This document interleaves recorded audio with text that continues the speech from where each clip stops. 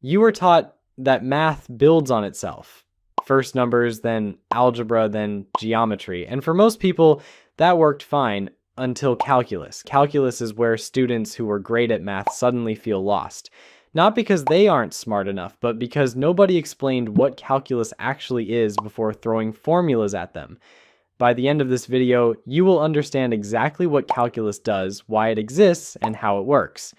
No formulas yet, no memorization, just the real idea explained clearly from the beginning. Here's the one sentence that explains all of calculus. Calculus is the math of things that change. That's it. Everything in calculus comes from two questions. First, how fast is something changing right now? Second, how much has something changed in total? Those two questions have names. The first is handled by something called a derivative. The second is handled by something called an integral. You will understand both by the end of this video. Now here's why this matters to you. Almost everything in the real world changes. Prices change, speeds change, temperatures change, your phone battery changes. Regular math, the kind you learned in school, is good at handling things that stay the same. If you drive at a steady 60 miles per hour for 2 hours, basic math tells you the distance, 120 miles, simple. But what if your speed changed the whole time? What if you sped up on the highway, slowed down in traffic, and stopped at red lights? Now, basic math can't give you an exact answer, calculus can. That's the problem calculus was built to solve, math that works when things are always changing. Before we get into the two main tools, you need to understand one idea that makes all of calculus possible. It's called a limit. Let's start there. Here's what a limit means. A limit is the value that something approaches as you get closer and closer to a specific point. This matters because it solves a problem that shows up constantly in calculus. Sometimes you can't calculate the exact value at a point, but you can get closer and closer to it. A limit tells you what value you're heading toward, even if you never technically land on it. Here's a concrete example. Open Google Maps and zoom in on a curved road. Keep zooming. The more you zoom in, the less the road looks like a curve. Eventually, it looks like a straight line. The road didn't change, but the closer you look, the straighter it appears. A limit works the same way. You're asking, what does this approach as I zoom in forever? The key point here is this. A limit is not about where something is. It's about where something is heading. That difference is small, but important. Keep it in mind. You'll need it. Here's what's actually happening when mathematicians use limits. They're describing behavior near a point, not necessarily at it. This is how calculus handles situations where the exact value is impossible to pin down directly. Here's what rate of change means. It's how fast a quantity is changing at a specific moment in time. This matters because knowing how fast something is changing is often more useful than knowing what it currently is. You don't just want to know your phone battery is at 40%. You want to know if it's dropping fast or slow. That tells you how much time you have left. Here's the concrete example. Your phone shows 40% battery, but is that 40% going to last 2 hours or 20 minutes? The battery percentage alone doesn't tell you. The rate tells you. If your battery is dropping 2% per minute, you have 20 minutes. If it's dropping 0.5% per minute, you have an hour and 20 minutes. That rate, 2% per minute or 0.5% per minute, is exactly what rate of change measures. The key point, rate of change is always about one specific moment, not the average over an hour. The exact rate right now. Here's what a derivative is. It is the mathematical tool that calculates the rate of change at any point. This matters because once you have a derivative, you can find out how fast something is changing at any exact moment. Not just on average, not just approximately, but precisely. Here's the example. Imagine you have dash cam footage of a car trip. You pause the video at exactly 3:42 p.m. The car is moving. What is its exact speed at that frozen frame? Not its average speed for the trip, not its speed a minute before or after, its exact speed at that instant. A derivative calculates that. It takes a function, a mathematical description of how something changes over time, and gives you the exact rate of change at any point you choose. This is the important part. The derivative is not a single number. It is a new function. It tells you the rate of change at every moment, not just one. So if you have a function that describes your car's position over time, the derivative gives you a new function that describes your car's speed at every single moment of the trip. The key point, the derivative turns how is this changing overall into how fast is this changing right now at this exact moment. Here's what accumulation means in calculus. It is the process of adding up infinitely many small pieces to find a total. This matters because many real-world totals can't be calculated by simple multiplication. They have to be built up piece by piece, moment by moment. Here is the example. You go for a workout. For the first 10 minutes, you're walking low intensity, burning maybe 4 calories per minute. Then you jog for 20 minutes, medium intensity, burning 8 calories per minute. Then you sprint for 5 minutes, high intensity, burning 15 calories per minute. Your burn rate changed constantly throughout the workout. To find the total calories burned, you can't just multiply one number by the total time. The rate was different every minute. You have to add up what you burned during each small chunk of time. That process, adding up all those small pieces to get a total, is accumulation. And when the rate is changing continuously, calculus gives you the exact way to do that. Now here's why this matters to you. Almost every real quantity is built up through accumulation. The total distance you drove, the total water that filled a tank, the total money earned when your hourly rate changed. These are all accumulation problems. The key point, accumulation is the mathematical process of building a total from many tiny, constantly changing pieces. Here's what an integral is. It is the mathematical tool that calculates accumulation.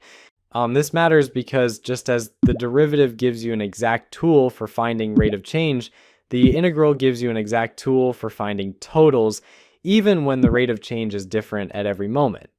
Here's the example. It rained all day yesterday, but not at a steady rate. In the morning, it drizzled. It was about 0.1 inches per hour. In the afternoon, it poured, about 0.8 inches per hour. In the evening, it lightened back up to 0.2 inches per hour. How much total rain fell?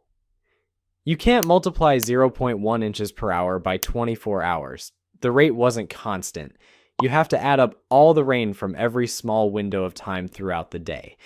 The integral does exactly this. It takes a function that describes a changing rate and calculates the total amount that accumulated. Visually, you can think of it this way. If you draw a graph of the rainfall rate over time, the integral calculates the area underneath that curve. That area represents the total rainfall. The key point, the integral answers the question how much in total when the rate of change is never the same from one moment to the next. Here's what the fundamental theorem means. Derivatives and integrals are opposites of each other. This matters because it connects the two halves of calculus into one complete system. You don't have two separate tools that happen to be useful. You have two tools that are mirror images of each other. Here's the example to make this concrete. Think about addition and subtraction. They are opposite operations. If you add 5 and then subtract 5, you end up right where you started. Multiplication and division work the same way. They undo each other. Derivatives and integrals work exactly the same way. If you take a function and apply the derivative to it, you get a new function. If you then apply the integral to that new function, you get back to where you started. They undo each other perfectly. Let me show you exactly how this works with the car example. You start with a function that describes your car's position over time. You take the derivative and you get the function that describes your car's speed at every moment. Now you take the integral of that speed function and you get back the position function. Position to speed to position again. The derivative and integral cancel each other out. The key point, the fundamental theorem is the discovery that the two big questions of calculus, how fast is it changing and how much has it accumulated, are actually two sides of the same coin. Now let's look at how these 6 ideas fit together as one system. It starts with limits. Without limits, derivatives are impossible. A derivative is calculated by asking, what does the rate of change approach as the time interval gets smaller and smaller? That's a limit question. Limits are the foundation that everything else is built on. Once you have limits, you can build derivatives. Derivatives answer the question, how fast is this changing right now? They work at a single point, a single moment. Then there's the parallel track. Integrals answer the question, how much has this accumulated in total? They work across a span of time or distance, and the fundamental theorem connects those two tracks. Like, it shows that derivatives and integrals are not separate inventions. They are inverse operations, two ways of looking at the same underlying relationship between a quantity and its rate of change. Here's the way to hold it all in your head. Limits make it precise. Derivatives measure the instantaneous. Integrals measure the cumulative. And the fundamental theorem shows they are the same process running in opposite directions. Let's talk about what most people get wrong when they first encounter calculus. These mistakes are common, and knowing them in advance will save you a lot of confusion. Mistake 1, confusing a limit with the actual value at a point. A limit tells you what a function is approaching, not necessarily what it equals. These can be different things. A function can approach a value without ever reaching it. When you see a limit, always ask, what is this heading toward? Not, what does it equal right here? Mistake 2, treating dx as just 0. In calculus notation, dx shows up constantly. Many students read it as an infinitely small number, which is basically 0, so I'll ignore it. This is wrong, and it causes major errors. dx represents an infinitely small change, not 0, but closer to 0 than any number you can name. It still participates in the math. Ignoring it breaks the calculation. Mistake 3, memorizing formulas before understanding the ideas. This is the most common mistake. Students are handed derivative rules and integral rules and told to practice them. They can pass a test by memorizing, but when a problem looks slightly different, they freeze because they never understood what they were doing. Understanding the concept first makes the formulas obvious. They stop feeling like arbitrary rules and start feeling like logical consequences of what you already know. The fix for all 3 mistakes is the same. Go back to the definition. What is this tool actually doing? What question is it answering? When you know the answer to those questions, the formulas are just shortcuts, not mysterious procedures you memorized.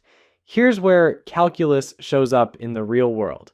Places you interact with every day, GPS and navigation. When your phone tracks how far you've traveled, it uses an integral. Your speed changes constantly. You accelerate, brake, slow for turns. The GPS integrates your changing speed over time to calculate the total distance traveled. Medical dosing. When doctors calculate how a drug moves through your body, they use derivatives. The drug concentration in your blood changes over time. The derivative tells doctors exactly how fast the concentration is rising or falling at any moment, which determines when to give the next dose. Machine learning and AI. Every AI system you interact with was trained using calculus.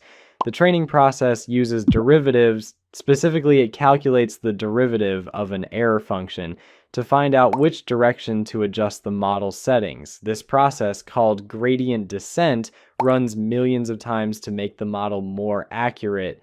Finance. Compound interest, in the interest you earn on your savings account, is an accumulation problem. Your balance grows at a rate that changes because the interest is always being added to the total. An integral describes exactly how that balance grows over time. Your phone battery. The estimated time remaining on your battery is calculated using the current drain rate, a derivative. Your phone measures how fast the battery is dropping right now and uses that to predict how long it will last. Calculus is not a subject you study and then put away. It is running in the background of the technology you use every day. Let's bring this together. Calculus is the math of things that change. It was built to answer two questions that basic math cannot handle cleanly.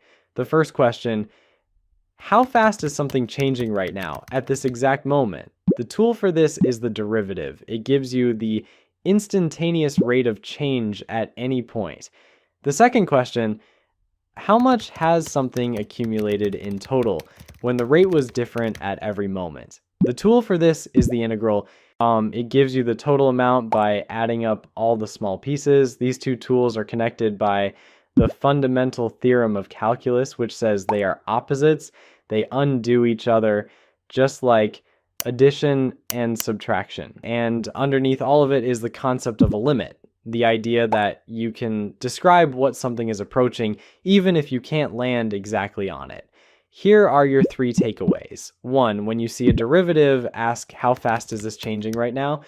2, when you see an integral, ask how much has this built up in total? 3, when you see both in the same problem, remember they are inverse operations. One undoes the other. You now understand what calculus is, not the formulas. Those come later, but the reason the formulas exist, the questions they answer, and the logic that connects them. That understanding is what makes everything else learnable.